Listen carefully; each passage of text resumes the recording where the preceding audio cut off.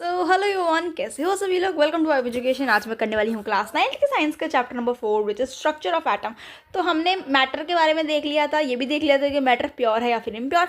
Atom के बारे में भी देख लिया था। अब हम देखने वाले स्ट्रक्चर ऑफ एटम, यानी एटम का स्ट्रक्चर कैसा है। So let's begin. तो मैंने आपको पिछले चैप्टर में बताया था डेल्टन्स एटॉमिक थ्योरी में कि हमारे जो एटम है उसके 3 सब एटॉमिक पार्टिकल होते हैं, विच इलेक्ट्रॉन, प्रोटॉन और न्यूट्रॉन। तीनों के बारे में बात करने वाले हैं। So let's begin. पहले इलेक्ट्रॉन के बारे में देखते हैं, इसकी डिस्कवरी किसने की थी। तो जे थॉमसन जी ने इसकी डिस्कवरी की थी। तो और कैसे डिस्कवरी की थी, एक कैथोड रे एक्सपेरिमेंट। तो वैसे आपकी एनसीईआरटी में है नहीं कैथोड रे एक्सपेरिमेंट, तो I am not gonna explain it. तो कैथोड रे एक्सपेरिमेंट के थ्रू उन्होंने करी थी। उन्होंने एक कैथोड रे ली थी और एक एनोड रे ली थी। बेसिकली उस पर कुछ बम्बार्डर वगैरह करे थे, उसका आप यूट्यूब पे देख सकते हैं। वैसे इतना इंपॉर्टेंट नहीं क्योंकि आपके एनसीईआरटी में भी है नहीं। तो उसके बाद कैरेक्टरिस्टिक्स देखते हैं कि इलेक्ट्रॉन की क्या क्या कैरेक्टरिस्टिक्स होती है। तो नेगेटिवली चार्ज सब एटॉमिक पार्टिकल होते हैं। चार्ज उनका होता है ये। वैसे चार्ज और मास याद करने की कोई आवश्यकता नहीं है क्योंकि एग्जाम में नहीं आता। जस्ट फॉर नॉलेज आपके सपोर्ट मटेरियल में भी दे रखा है एनसीईआरटी वाली, तो मैंने इसमें ऐड कर दिया। ठीक है। तो नेगेटिवली चार्ज सब एटॉमिक पार्टिकल होते हैं। इलेक्ट्रॉन की चार्ज ये है। देन मास इसका इतना होता है। मास होता है इसका 9.1 इंटू 10 की पावर -31। एंड इसके चार्ज की बात करें तो विच इज -1.6 इंटू 10 की पावर -19 होता है। फिर ये कहाँ होता है, न्यूक्लियस के बाहर फाइंड हो, मतलब न्यूक्लियस के बाहर ये प्रेजेंट होता है। उसके बाद आगे वाली बात करते हैं। देन आगे प्रोटॉन के बारे में देखते हैं। तो प्रोटॉन की डिस्कवरी ई गोल्डस्टीन ने करी थी, एक एनोड रे या फिर कैनाल रे एक्सपेरिमेंट के थ्रू करी थी। ठीक है, कुछ भी कह सकते हैं आप, या तो एनोड रे कह लो या फिर कैनाल रे कह लो। ठीक है। तो उन्होंने क्या करा था, ताकि वो डिटेक्ट कर सके कि पॉजिटिवली चार्ज पार्टिकल प्रोटॉन है या नहीं है। ठीक है। तो कैरेक्टरिस्टिक्स की बात करें प्रोटॉन की, विच इज चार्ज उनका पॉजिटिव होता है। तो मैं आपको एक चीज़ बता दूं कि जो इलेक्ट्रॉन का मास होता है वो ऑलमोस्ट नेग्लिजिबल होता है। मास देखो इतना हल्का है, मतलब इलेक्ट्रॉन का कुछ मास ही नहीं होता, आप ऐसे बोल सकते हो। तो नेग्लिजिबल मास होता है इलेक्ट्रॉन का। ठीक है। फिर प्रोटॉन की बात करते हैं। तो प्रोटॉन का चार्ज होता है 1.6 इंटू 10 की पावर -19। यहाँ पे -1.6, हाँ यहाँ पे -1.6 था एंड यहाँ पे पॉजिटिव वाला 1.6 था। एंड मास की बात करें तो मास होता है 1.67 इंटू 10 की पावर -24। इसका मास फिर भी ठीक होता है, लेकिन इलेक्ट्रॉन का मास बिल्कुल नेग्लिजिबल होता है। तो देखो mass of proton is 2000 times, यानी 2000 ज़्यादा मास होता है किसका, मास ऑफ प्रोटॉन का। किससे, मास ऑफ इलेक्ट्रॉन से। ठीक है, बहुत इंपॉर्टेंट बात है ये। ओके आगे बात करते हैं न्यूट्रॉन की। तो बस इतना याद रखो कि न्यूट्रॉन की डिस्कवरी जे चार्टविक ने करी थी। ठीक है, बाकी इसके बारे में कोई इन्फॉर्मेशन नहीं क्योंकि चार्ज इसका न्यूट्रल होता है, तो कुछ इतना है नहीं समझने वाली बात। देन आगे ये देखो, मैंने आपके लिए डिफरेंस डाल दिया है इसमें इलेक्ट्रॉन, प्रोटॉन एंड न्यूट्रॉन का। तो पहले इलेक्ट्रॉन देखो, चार्ज नेगेटिव होता है, प्रोटॉन का पॉजिटिव और ये न्यूट्रल। मास नेग्लिजिबल, 1 यूनिट होता है और इसका भी -1 यूनिट होता है। डिस्कवर देखो, इसके जे थॉमसन जी, इसके ई गोल्डस्टीन जी एंड इसके चैडविक जी। ठीक है, वैसे आता नहीं है इसके बारे में डिफरेंस, बट फिर भी अगर 1% आ गया तो you can learn these all. फिर थॉमसन मॉडल। अब ये जो सारे मॉडल है ना, ये इंपॉर्टेंट है। इसके सारे पोस्टुलेट याद करना, कंक्लूजन याद करना, रदरफोर्ड वाला तो बहुत ही ज़्यादा इंपॉर्टेंट है। तो देखो सबसे पहला मॉडल था एटम के बारे में, इन्होंने प्रपोज किया था थॉमसन मॉडल ऑफ एटम, यानी थॉमसन एटॉमिक मॉडल ने। ठीक है। तो एटम जो था इन्होंने कंपेयर किया था किससे, वाटरमेलन से। आपको पता है वाटरमेलन किस टाइप का होता है। देखो अगर मैं वाटरमेलन लूँ तो सर्कल ऐसे होता है ना, अंदर ये सारा रेड एडिबल पार्ट होता है। ठीक है, अंदर ये सारा मान लो रेड एडिबल पार्ट है एंड हल्का हल्का इसके बीच में ऐसे सीड होते हैं ना वाटरमेलन में।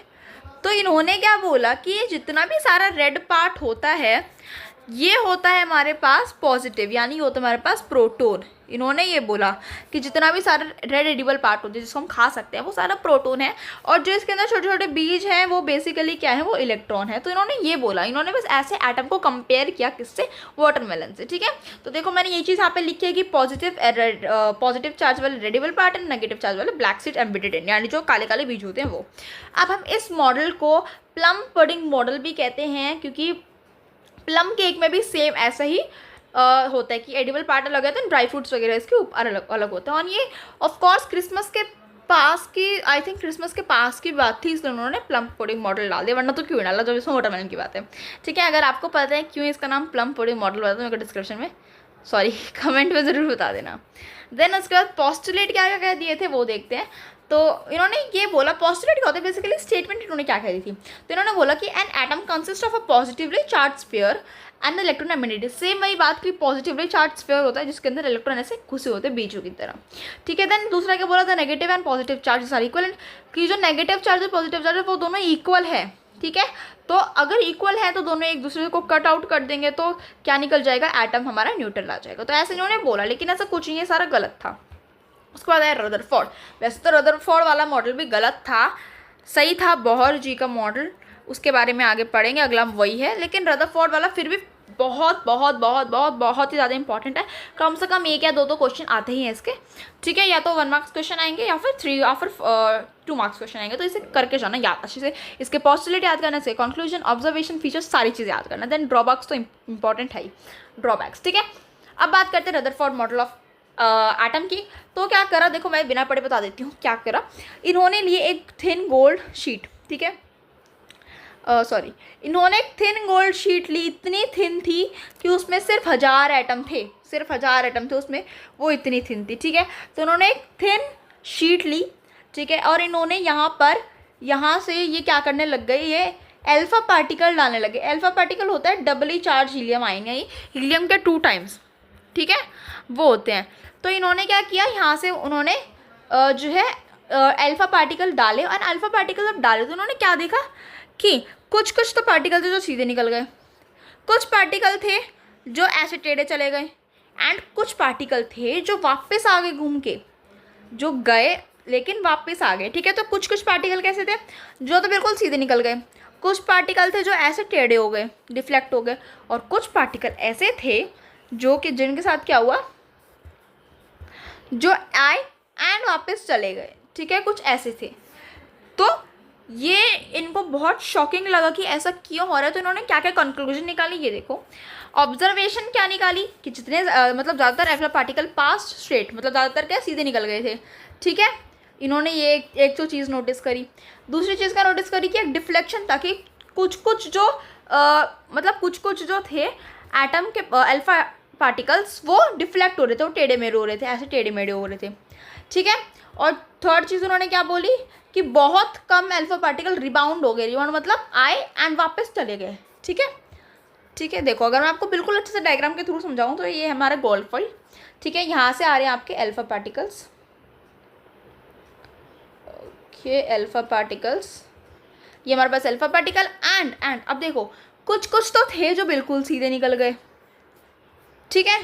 देन कुछ कुछ थे जो ऐसे डिफ्लेक्ट हो गए, एंड कुछ कुछ थे जो आए और फिर वापस चले गए, ऐसे मतलब यहाँ से आए और फिर यहाँ से वापस चले गए, ठीक है। कुछ इस टाइप का था आपका रदरफोर्ड मॉडल, ठीक है, एटम का। देख लिया, ऑब्जर्वेशन हमने देख ली। अब कंक्लूजन देखते हैं, क्या कंक्लूजन निकली। इन्होंने कंक्लूजन निकाल ली कि एटम के अंदर ज़्यादातर स्पेस जो होता है वो एम्प्टी होता है, यानी एटम के अंदर ज़्यादातर स्पेस खाली होता है, ठीक है।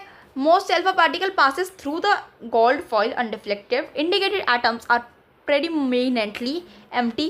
So पता नहीं क्या लिखा है, permanently empty, so much space, ठीक है। मतलब इनके एटम जो होता है उसके अंदर बहुत सारा स्पेस खाली होता है। Guys sorry for this correction, मतलब मैं इसमें ठीक कर दूंगी, जब मैं बाद में ठीक कर दूंगी। चलो आगे, positively charge nucleus. Positively charge nucleus होता है alpha particle deflect and about, देखो 1200 में से सिर्फ एक अल्फा पार्टिकल ऐसा था जो बाउंस बैक हो गया, ठीक है, यानी जो आया फिर दोबारा चला गया, ठीक है, जो आया फिर दोबारा चला गया, वो बाउंस बैक हो गया। तो कितना, 1200 में से सिर्फ एक, यानी देखो कितना अमाउंट, मतलब कितना कम था। तो ये क्या बोलते हैं कि एक डेंस पॉजिटिवली चार्ज न्यूक्लियस है, मतलब एक न्यूक्लियस है लेकिन वो इतना छोटा है कि सिर्फ एक ही गया और वापस आया। Then nucleus size, nucleus size बहुत छोटा है क्योंकि सिर्फ एक ही गया और वापस आए सारे। ऑक्यूपाई नेग्लिजिबल स्पेस, तो क्यों वो वापस आया 1200 में से एक अल्फा पार्टिकल, क्योंकि न्यूक्लियस का साइज इतना छोटा है कि सिर्फ एक ही उस पर टकरा पाए, बाकी नहीं आ पाए, ठीक है। तो ऑक्यूपाई नेग्लिजिबल स्पेस, मतलब ये कम से कम बहुत कम स्पेस ऑक्यूपाई करते हैं, नेग्लिजिबल स्पेस ऑक्यूपाई करते हैं, ये बोला है। देन फीचर की बात करते हैं, तो यहाँ पे क्या बोला है, there is positively placed nucleus in an atom. Positively placed nucleus होता है, मतलब पॉजिटिव न्यूक्लियस होता है इसके अंदर, ठीक है। Nearly all the mass is decided, मतलब जितना भी सारा मास है एटम का वो किस में होता है, तो जितना भी सारा मास है न्यूक्लियस का वो होता है हमारा मास जितना भी एटम का है वो किस में होता है, न्यूक्लियस में होता है। ठीक है, तो बेसिकली ये चीज़ इसमें बोली गई है। Then electron revolves around the nucleus in well defined orbit, मतलब क्या बोला है, एक ऐसे ऑर्बिट है जो ऐसे घूमते रहते हैं, ये बोला इन्होंने। ठीक है, और जो साइज़ है न्यूक्लियस का वो बहुत छोटा है साइज़ के, मतलब एटम के साइज़ से बहुत छोटा है न्यूक्लियस का साइज़। ठीक है, ड्रॉबैक देखो, ड्रॉबैक क्या है, ड्रॉबैक यानी क्या कमियां थी। तो देखो, according to the Rutherford electron revolve around the nucleus in well defined orbits, but electron being charge particles will lose their energy and finally will fall into the nucleus. देखो क्या बोला है, देखो रदरफोर्ड ने क्या बोला था कि एक इस टाइप से जो है घूमता रहता है इलेक्ट्रॉन, मतलब यहाँ पे इलेक्ट्रॉन है तो वैसे घूमता रहेगा। ठीक है, लेकिन फिर बोहर ने क्या बोला, बोहर भी एक साइंटिस्ट है जिन्होंने आगे बिल्कुल सच सच बताया कि एटम के बारे में, उनके बारे में आगे अगला ही है मॉडल उनका। तो उन्होंने क्या बोला, उन्होंने ये बोला कि अगर इलेक्ट्रॉन घूमता रहेगा तो वो एक ना एक दिन या फिर कुछ टाइम बाद किस में आ जाएगा, न्यूक्लियस, क्योंकि एटम के बीच में क्या होता है, न्यूक्लियस में आ जाएगा। और अगर वो न्यूक्लियस में आ जाएगा तो इसका मतलब तो इलेक्ट्रॉन ख़त्म हो जाएगा, है ना। तो मतलब इसका मतलब अगर इलेक्ट्रॉन ख़त्म है, प्रोटॉन और न्यूट्रॉन बचा है, तो फिर इसका मतलब अनस्टेबल है पूरा एटम। ठीक है, क्योंकि एक एटम में तीनों चीज़ें होने का कंपलसरी होता है। तो अगर इलेक्ट्रॉन घूमेगा तो वो अपनी एनर्जी लूज़ करेगा, जिसकी वजह से वो न्यूक्लियस में आ जाएगा, है ना। तो इसका मतलब वो तो बिल्कुल अनस्टेबल हो जाएगा। तो फिर इसका कोई उत्तर था नहीं रदरफोर्ड जी के पास। तो फिर बोहर मॉडल ऑफ एटम आया, मतलब एटॉमिक मॉडल ऑफ बोहर आया। इनके बारे में देखते हैं। तो देखो पोस्टुलेट क्या क्या थे इनके, electron revolve around the nucleus in a stable orbit without emission of radiation. देखो क्या बोला इन्होंने, मैं आपको बाद में समझाती हूँ, पहले बस समझ लो कि इसमें लिखा क्या है। फिर एन ऑर्बिट और energy shell is discrimination K L M N shell, lowest shell होता है ground state which is K electron. Okay, देखो अब देखो क्या से बोला है इसने, मैं समझाती हूँ आपको।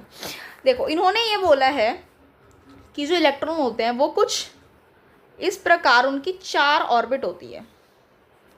ये होती है, मतलब सब पहले सबसे छोटी वाली देखो, ये होती है के, ये वाली एल, एम और एन, इन्होंने ये बोला है। और हर बेसिकली हर ऑर्बिट के अंदर क्या होते हैं, इलेक्ट्रॉन होते हैं, इन्होंने ये बोला। और सबसे ग्राउंड स्टेट पे जो होता है, इन्होंने क्या बोला, जो सबसे ग्राउंड स्टेट पे होता है वो होता है के, इसके अंदर सबसे लोएस्ट एनर्जी होती है। ठीक है, इन्होंने ये बोला, मतलब एक मिनट, इस टाइप का है, 4 बना लेते हैं। यानी जो सबसे लोएस्ट स्टेट है यानी कि वो होता है जिसके अंदर सबसे कम एनर्जी होती है, मतलब एनर्जी सबके अंदर होती है लेकिन कम एनर्जी इसके अंदर होती है। ये एल है, ये एम है और ये एन है। ठीक है, इस टाइप का। तो ऐसा ये इन्होंने बोला, ये वाला एन है। तो ऐसे ही इन्होंने बोला और ये बिल्कुल सही बात बोली है ना। आगे ये अब यही चीज़ सारी फॉलो होती है। ठीक है, तो देखो जब कोई इलेक्ट्रॉन दूसरी ऑर्बिट में जाता है, ठीक है, यानी बड़ी वाली ऑर्बिट में, मतलब के से या तो वो एल जाएगा, या तो एम से एन जाएगा, या फिर एल से, मतलब जब ये आगे चलेगा, ठीक है, मतलब या तो के से एल जाएगा, या फिर एल से एम, या फिर एम से एन, तो वो क्या करेगा, वो एनर्जी गेन करेगा। और जब वो एन से एम जाएगा, एम से एल जाएगा, एल से के जाएगा, मतलब एनर्जी कम करेगा ये। ठीक है, ये बहुत बोला है। उसका देखो एटॉमिक नंबर की बात करते हैं, फिर मैं आपको इलेक्ट्रॉनिक कन्फिग्रेशन बताऊंगी। बहुत आसान है, बहुत ईजी है, बहुत अच्छा, बहुत इंटरेस्टिंग है, पता है काफ़ी। तो देखो एटॉमिक नंबर की बात करते हैं। तो एटॉमिक नंबर क्या होता है, नंबर ऑफ प्रोटॉन, कि कितने नंबर ऑफ प्रोटॉन हैं न्यूक्लियस के अंदर किसी एटम के, उसे हम एटॉमिक नंबर कहते हैं। Atomic number equals to number of proton, कि कितने नंबर ऑफ प्रोटॉन है, इस बात को ध्यान रखना। ठीक है, एक एटम के अंदर। ठीक है, ये होता है उसका एटॉमिक नंबर। अब कैसे डिस्ट्रीब्यूटेड होते हैं डिफरेंट ऑर्बिट में, तो देखो 4 ऑर्बिट ऐसे होते हैं, 1 2 3 4, है ना, के एल एम एन। तो देखो एक फॉर्मूला होता है विच इज़ 2n²। क्या फॉर्मूला होता है, 2n²। ये देखो यहाँ पे लिखा है ना 2n²। तो यहाँ पे n का मतलब है नंबर ऑफ ऑर्बिट, मतलब ये पहला नंबर है, ये वाला पहला नंबर ऑर्बिट है, ये वाला दूसरा नंबर ऑर्बिट है, ये वाला तीसरा एंड ये वाला चौथा। तो ये चौथा है, ये तीसरा है, ये दूसरा, ये पहला है। तो ऐसे हम इसको हमने नंबर ऑफ शेल दे दिया। ठीक है, यानी कौन से नंबर में कौन से शेल आ रहा है। तो मैक्सिमम नंबर कितना फिल कर सकते हैं, देखो 2n² होता है, बस n की जगह 1 2 3 4 जैसे ये वाला 1, ये वाला 2, ये वाला 3 एंड ये वाला 4। तो k है 2n² लगाएंगे तो 2 तो ऐसे आ जाएगा। नंबर ऑफ कौन सा नंबर वाला है, पहला नंबर वाला है तो 1² आ जाएगा विच इज़ 2। ऐसे सेकंड वाला करा l वाला तो 8 आ गया, m वाला करा तो 18 आ गया, एंड n वाला करा तो 32 आ गया। वैसे बस इसमें मैक्सिमम नंबर इतने आ सकते हैं, लेकिन हम लोग क्या करते हैं, हम एक शेल के अंदर में जैसे k हो, l हो, m हो फिर n हो, हम एक शेल के अंदर सिर्फ और सिर्फ 8 इलेक्ट्रॉन ही डालते हैं। ठीक है, आगे पढ़ेंगे इसके बारे में। अब देखो वैलेंसी क्या होती है। देखो तो जितने इलेक्ट्रॉन प्रेजेंट होते हैं आउटर मोस्ट शेल पे उसे वैलेंसी कहते हैं। बस इसको वैलेंसी को भूल जाओ, मतलब इसकी डेफिनेशन बस याद कर लो, the combining capacity, combination capacity नहीं, तो combining capacity of an atom is called valency. अब देखो, अब मैं आपको अगर इलेक्ट्रॉनिक कन्फिगरेशन बताऊँ तो बस वैलेंसी क्या होती है आप उससे खुद समझ जाओगे। तो देखो ये है आर्गन का एटॉमिक नंबर को हम Z से रिप्रेजेंट करते तो यहाँ पे 18 आ गया। क्या है एटॉमिक नंबर 18, यानी कितने नंबर ऑफ प्रोटोन है इसके, 18 नंबर ऑफ प्रोटोन है, मतलब 18 प्रोटोन है। ठीक है, अब देखो क्या करा, 18 करना है। देखो अगर बिल्कुल अच्छे से जूम आउट करके देखोगे, देखो ओके, तो ये देखो ये है हमारी K शेल, ये है हमारी L शेल, ये वाली है हमारी M शेल। हमें N की ज़रूरत नहीं पड़ी तो हमने N बनाया ही नहीं। ठीक है, अब देखो हम पहले वाले में तो सिर्फ 2 डाल सकते हैं, यानी जो K शेल होती है इसमें हम सिर्फ 2 इलेक्ट्रॉन डाल सकते हैं, बाकी वाले में हम 8-8 करके कितने भी डाल सकते हैं। ठीक है, तो देखो पहले K शेल थी, पहले हमने K शेल बनाई, उसके अंदर हमने 2 डाल दिए तो 18 में से 2 गए, मतलब हमें बस 18 इलेक्ट्रॉन से फिल करने हैं। तो 18 में से 2 गए, कितने बचेंगे, 18 गया 17 गया तो 16 बचेंगे। ठीक है, तो बाकी 16 बचे। देन फिर हमने उठाई L वाली शेल, L में हमने डाल दिया 8।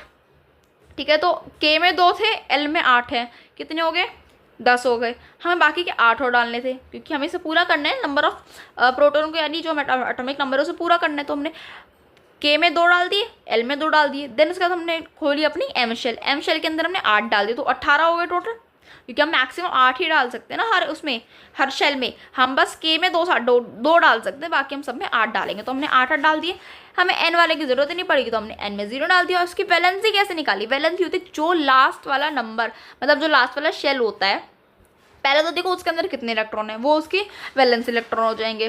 ठीक है, और हम उसमें कितना ऐड करें या फिर हम कितना उसमें से निकालें, समझाती हूँ मैं आपको। देखो देखो देखो देखो देखो देखो, मान लो लेट सपोज हम लेते हैं किसका ले, हम मान लो एल्यूमिनियम का लेते हैं। तो एल्यूमिनियम का होता है एटॉमिक नंबर 13।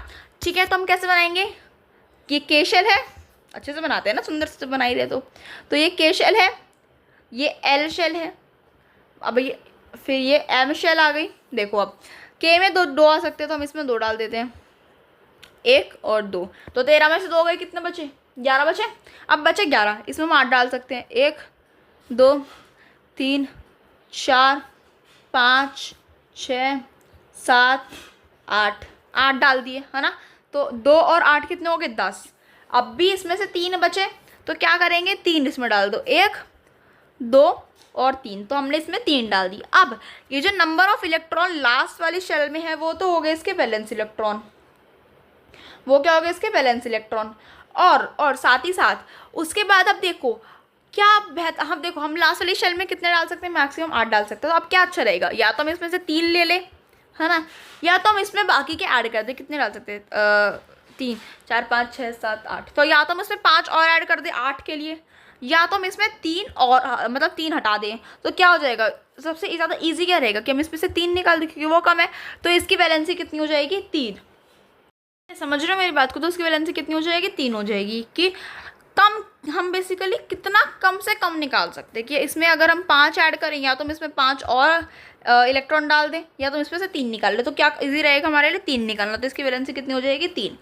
ठीक है, समझ रहे हो वैलेंसी। अब क्या हुआ, अब देखो मैं अगर आपको एक और एग्जांपल लूँ, लेट सपोज 10 का ले लेते हैं एग्जांपल। ठीक है, 10 क्या होता है, 10 वाला नियॉन सोडियम, नियॉन होता है basically, hydrogen helium lithium beryllium boron carbon dioxide fluorine neon होता है 10 वाला। ठीक है, ओके, 10 वाला क्या होता है, नियॉन होता है। तो अब बना लो इसकी इलेक्ट्रॉनिक कॉन्फ़िगरेशन करो, तो ये K शेल, ये L शेल, आई थिंक 2 में ही हो जाएगा। तो K शेल में हमने डाल दिए पहले 2 इलेक्ट्रॉन, क्योंकि इसमें हमेशा सिर्फ 2 ही डाल सकते हैं। तो 1 और 2, बाकी के कितने बचे, 8 बचे। अब हम लास्ट वाले शेल में तो 8 डाल ही सकते हैं, तो इसमें सारे डाल दो 8, 1 2 3 4 5 6 7 8 डाल दिए। ठीक है, 8 डाल दिए इसमें। अब हम क्या करें, हमें तो 8 चाहिए थे, तो ये 8 के 8 हो गए, है ना। अब देखो क्या हम इसमें से 8 निकालें, या 8 निकाल ही सकते हैं, या फिर निकालने का छोड़ो। देखो हमें तो लास्ट वाले इलेक्ट्रॉन में क्या चाहिए, 8 ही चाहिए ना, चाहे कुछ भी हो जाए हमें 8 ही चाहिए ना। तो देखो इसमें तो हम 8 के 8 हैं, जब इसके 8 के 8 होते हैं तो इसकी वैलेंसी कितनी हो जाएगी, 0 हो जाएगी इसकी वैलेंसी। ठीक है, देखो एक और एग्जांपल लेते हैं, एक और एग्जांपल लेते हैं। लेट सपोज अब ले लेते हैं हम एग्जांपल 11 वाला। 11 कौन सा होता है, नियोन सोडियम, सोडियम होता है 11। 11 कर लो, देखो के एल एम, इतने में हो जाएगा काम अपना। तो के वाले में डाल दो 2, इसमें डाल दो 8, क्योंकि 2 और 8 10 होते हैं ना, एक और बचेगा फिर। तो 2 3 4 5 6 7 8, ये हो गया हमारे पास 8। ठीक है, वो तो बस इक्वल इक्वल डिस्टेंस होता है, मैंने बस ऐसे रैंडमली डाल दिया। तो ये 8 हो गए। हमें कितने चाहिए थे, 11। कितने बचा, 1 बचा, क्योंकि 2 और 8 11, 2 और 8 10 हो गए, तो 1 बचा 11। एक हमने इस पर डाल दिया। अब देखो, या तो हम इसको पूरा बैलेंस या फिर हम इसे पूरा स्टेबल करने के लिए इसमें 7 और ऐड कर दें लास्ट वाली शेल में, इस वाली शेल में, या तो इसमें कितने 7 और ऐड कर दिया, या तो हम इसमें से 1 निकाल ले। क्या ईजी रहेगा, 1 निकाल लेंगे, ये ईजी रहेगा, है ना। तो इसकी वैलेंसी कितनी हो जाएगी, 1। कि हम उसमें से कितना निकालें, वैलेंसी हो जाएगी इसकी 1। तो हम इसमें 1 निकालेंगे तो वैलेंसी हो जाएगी 1। ठीक है, ऐसे होता है, बहुत ईजी है, पता है, समझने की कोशिश करो। देखो आप समझो, ये आर्गन वाला 18 होता है। ठीक है, तो पहले के में 2 डाल दिया, एल में 2 डाल दिया, क्योंकि 8 10 हो गया 18, क्योंकि के वाले में 2 है और एल वाले में 8 है।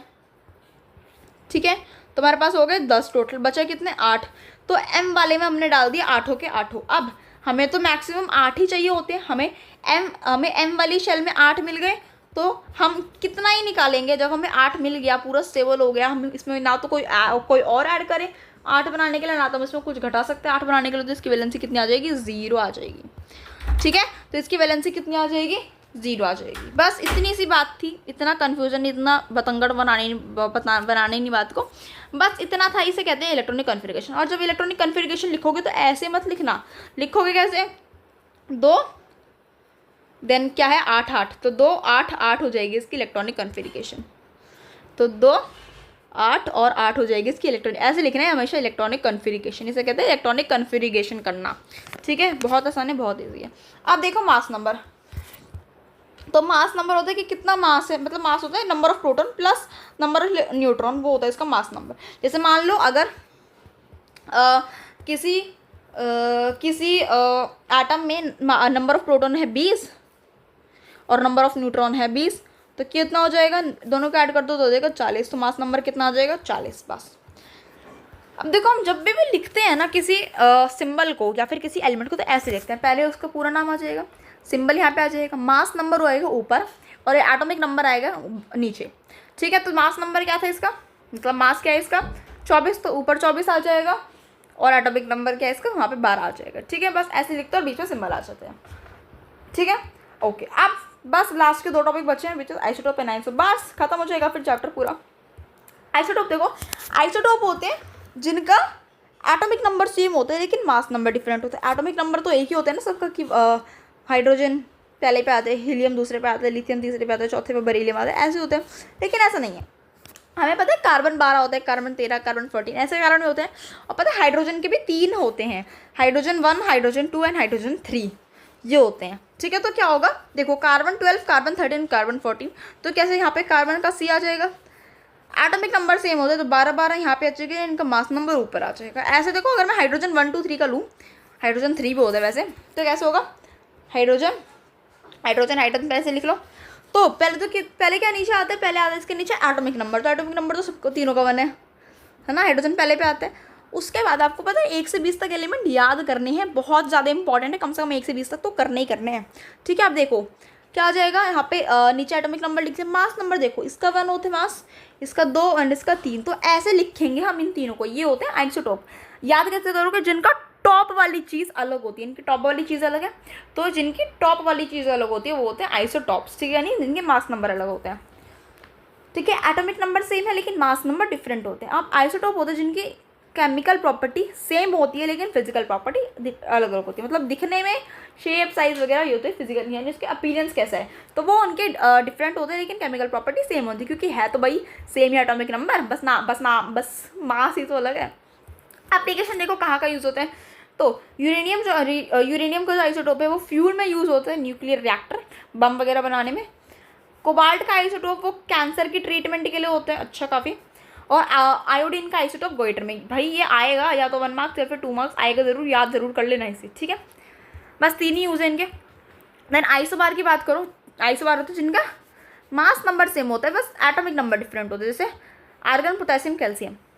वैसे में से पोटेशियम नहीं, पोटेशियम बोलते हैं, पोटेशियम, मैग्नीशियम, ठीक है, ऐसे। अब देखो आर्गन, पोटेशियम, कैल्शियम ये है, इनका इनका एटॉमिक नंबर अलग अलग होता है। इसका 18 होता है, इसका 19 होता है और इसका 20 होता है। एटॉमिक नंबर बताइए, number of proton. Mass number देखो, इसका मास नंबर कितना होता है, मास नंबर होता है इसका 40, इसका भी 40 एंड इसका भी 40। देखो देखो क्या, ये जो एटॉमिक नंबर है वो अलग है लेकिन मास नंबर सेम है, मास नंबर सेम है, ठीक है। तो ये होता है, देखो लगातार है ना, 18, 19, 20 सारे लगातार नहीं होते, बस मैं आपको एग्जांपल दे रही हूँ कि ऐसे होते हैं, लेकिन ये है एक, ठीक है। ये भी एक आइसोबार है, यानी आइसोबार यानी जिनके ऊपर वाली चीज़ सारी सेम होती है, यानी जिनका मास नंबर सेम होता है, एटॉमिक नंबर डिफरेंट होता है।